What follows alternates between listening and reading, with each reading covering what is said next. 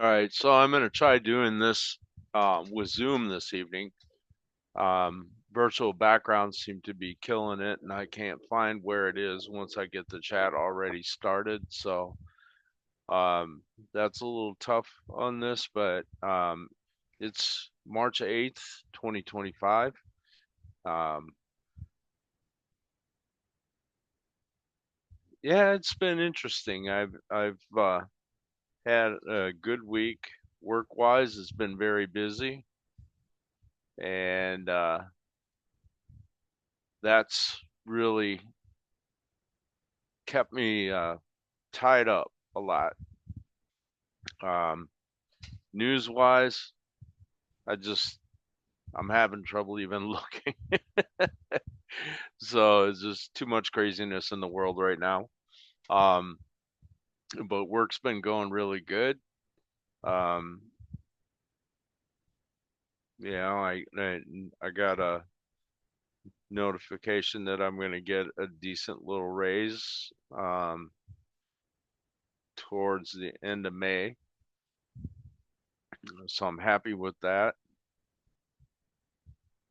Overall, life is good um, right now. So can't complain too much. Um, Had several friends with birthdays in the last few days, friends and family. I'm happy about that. That's been good. Overall, the mood's upbeat. So it's all good. It seems like the science articles are slowing down right now, probably because all the chaos articles are amping up. So maybe that's the algorithms in Google News. I'm not really sure. Um, got some fun little stuff here. It's a little UFO fidget spinner. Um, Comes with a little kind of a pen light thing like this that's black light. Looks like a little tiny laser pointer. So if I charge it up under the lights, let's see if I can get a little charge out of these lights. I doubt it, but not really. Um, but you can see like all those green lines and stuff. That stuff um, will glow if you hit it with a black light or some kind of other light source that gives it some UV to charge it up. Trying to see if this other light over here will do the trick, and just barely. I haven't um, I haven't pulled the battery protection out of this thing yet. I just opened it up tonight. Um, got a little pyramid on the table. I got two of these, and I ordered a little pyramid jewelry box. Interestingly enough, it looks like ancient Egyptian, and then the top half of it tips to open it. So I put the other UFO inside the pyramid. Yeah, that's kind of fun. Um, I've been feeling the call to do some drumming lately, so I'm gonna have next Friday off, I think. So I'm gonna try to spend a little time there doing some drum meditation. Um, I just want to get a little bit of in touch with the subconscious. So that's on my mind. Um, what else? I'm kind of missing the Marietta Hot Springs. Yeah, I'm wanting to do that again soon. Maybe even next weekend. Uh, those mineral pools are really, really good at getting you nice and relaxed and centered. It's That's absolutely fantastic. Oh, and we have a fantastic new barbecue place in town. Um, the actor from Breaking Bad and Under the Dome, Dean Norris, lives in the area here, and he bought a historic restaurant in Old Town. It's called Swing Inn, two words. The second word is INN, which makes sense. It was traditionally more of a breakfast joint, and it still has that vibe. And the original look and furniture was kept, but the carpeting and wall paneling has been replaced with new. And Dean added barbecue. And let me tell you, it is the best barbecue I think I've ever had. I mean, they don't have a couple of my favorite things, but they have a couple of my other favorite things, and they're really, really good. Yeah. So I've been a fan of barbecue for a long time. They have phenomenal brisket. It is amazing. And they also have really good burnt ends. What they don't have is rib tips and hot links, or at least I didn't see it on the menu. I might have to ask, but the brisket and burnt ends are just absolutely fantastic. I had found a place down on Miramar Road near San Diego called Abby's, and I thought their brisket was the best I've ever had in my life until I've had the brisket at the Swing Inn. And I didn't think beating out Abby's was possible. I really didn't. But Dean did it. Hats off to you, Dean Norris. You really rocked it out of the park. Now we have a jewel here in Temecula that, yeah, it's something else. So if you go there, the brisket is the bomb. Mm-hmm. And the burnt ends are not far behind. Yeah. So, um, yeah. So all good stuff. Um, yeah, I'm seeing so many interesting things happen with AI. Some scary, some not. Some helpful, some worrisome. Uh, and their talk about AGI kind of nerves me out a little bit, but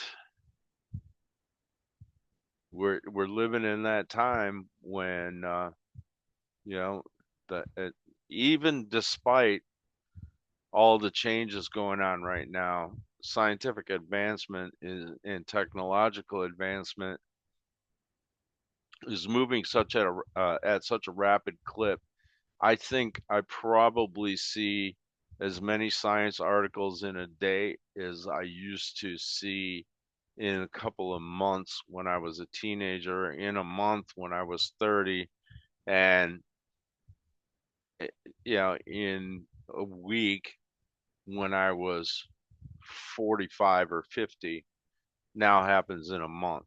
There's just so much advancement happening so fast. Battery technology is going through the roof. There's so many different types of battery tech coming down. What's really under the radar is geothermal. There's this company called, I think it's called Quaise Energy.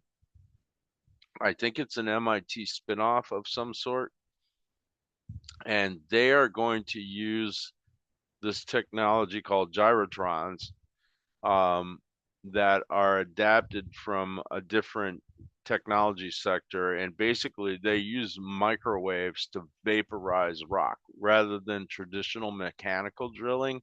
They're going to use a microwave vaporizer to vaporize rock, to get down to a depth that will support efficient electricity generation from steam.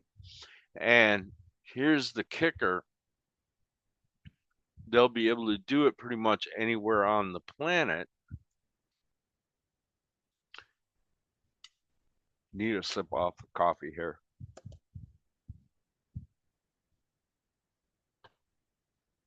they'll be able to do it anywhere on the planet with this type of technology because they'll be able to go a lot deeper and hit hotter rock.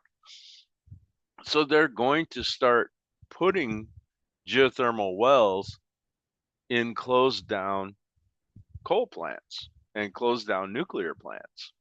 Maybe, I don't know, coal plants for sure, nuclear plants maybe. And here's the reason why is because all the infrastructure to tie those plants into the grid is still there. They've shut down the steam turbines because they're not burning coal anymore. But if they're generating steam from geothermal, they just run it in, refurbish the turbines, run it in, and power everything back up. And the existing coal plants and now become completely clean energy, renewable plants 24/7, 365. No intermittency.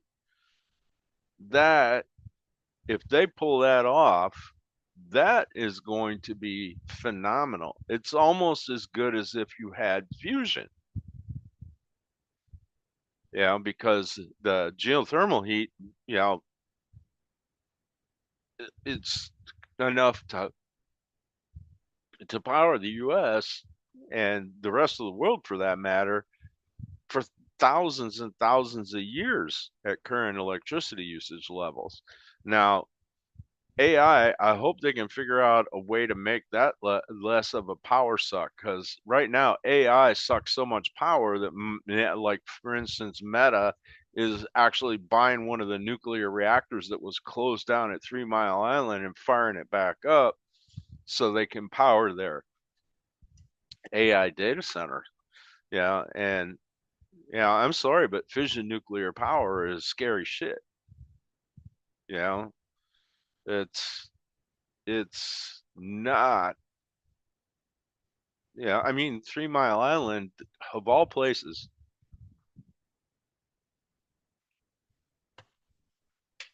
it's like it was, the worst nuclear disaster until Chernobyl, which was the worst nuclear disaster until Fukushima in Japan.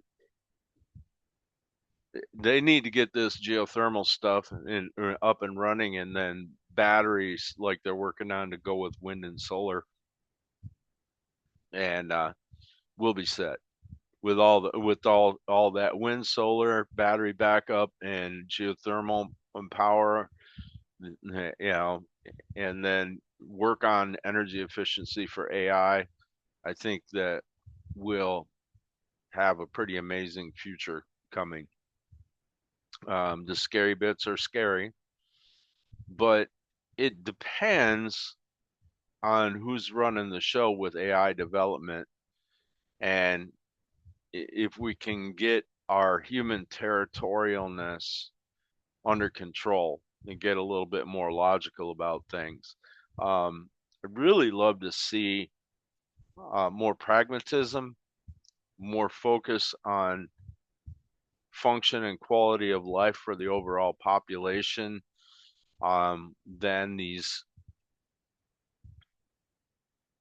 you know, saber rattling or um, trying to force people to shoehorn into a specific set of attitudes.